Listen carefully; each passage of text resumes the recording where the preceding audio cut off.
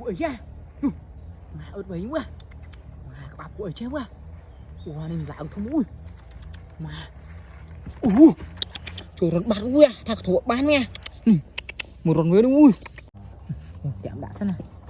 Nè, bạn chạm một sân này. Nè. Con sao máu à. Thằng này à. Đang máu quá.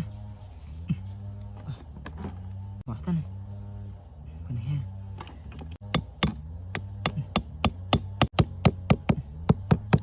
Bài này nè. Thằng này ha. Thằng này bên trên sân này. Này, bài này. Con sáo sân này.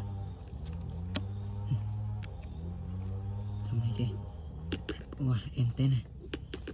Wow, thầy chó người sân này. Này.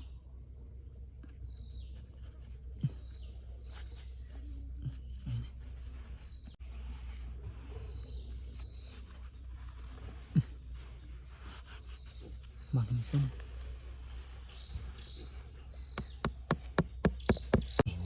Này cái sân này. Thầm này ha.